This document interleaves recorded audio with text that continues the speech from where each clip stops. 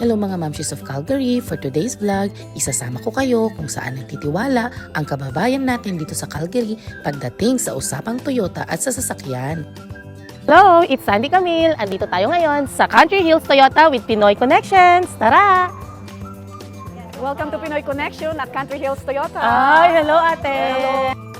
At tinur na nga tayo ni Ate Flory at ni Kuya Joseph sa Country Hills Toyota. Oh, reception and service. Ay, look at the kids.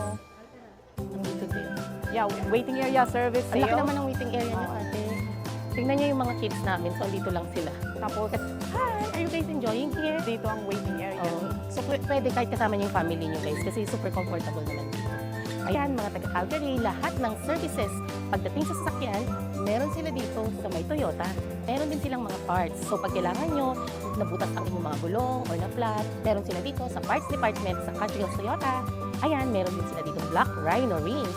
Yung mga mahilig sa off-roading, meron sila dito available on hand dito sa Country Hills Toyota. Sa mga mahilig mag-rent a car dyan, hindi nyo na problema. Meron dito sa Pinoy Connections, Country Hills Toyota. At ang pinakamaganda pa dito, pag nagpa-service ka dito, meron na silang ipoprovide na rent a car. At ang kagandahan nito, meron din silang 24/7 drop-off at pick-up.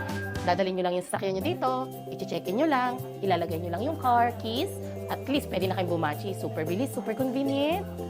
Mga moms, dito lang sa Country Hills Toyota ang merong drive-thru. Tingnan nyo naman. So pag na-check-in nyo na doon, pwede na kayong magpa-oil change. Yun naman, pupunta tayo sa mga electronic vehicle. Kuya, ano po ba yung pagkakaiba ng hybrid sa mga ibang sasakyan?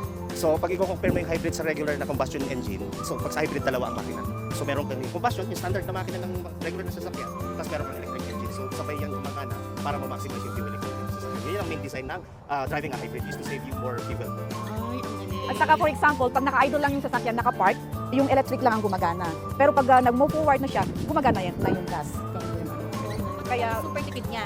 Galing. Good to know guys. First time ko lang malaman to. Ayan, tara naman sa charging station ng mga electronic vehicle. Okay, so dito, china-charge yung mga electronic vehicle. Ang galing. Galing, ang galing. Tapos level 3 nila. So, super fast charging naman pag kailangan. Oh, test drive unit pala yan. ano, parking area namin, at saka mga test drive unit natin. Ay, tara, laki ng parking area pala. Ang laki ng Mga test drive unit. So, magti-test drive kami ni Bella niyan. Tara. Ay, Marcy, anong gusto mo? Gusto ko yung Tundra. Sakay na. Grabe. Joseph, Kuya Ano Joseph. sabi mo? Teka lang. Alam mo Ay, yung parang ang sarap ng kukuhan. Parang- Parang ganda Parang mo. magpapamassage. Parang massage. Next year. Grabe naman sa aeroplane, no? Ang galing, ang ganda, no? Ang ganda ng Tundra. Moonroof. Kaya pala lahat ng kababayan dito sa Calgary, si Kuya Joseph at Ate Flory ang pinagkakatiwalaan. 10 years na sila in service with Country Hills Toyota. At highly recommended din namin ni Bella in Canada. Ako si Ate Flory ng Pinoy Connection, Country Hills. At ako naman si Kuya Joseph, Pinoy Connections at Country Hills Toyota.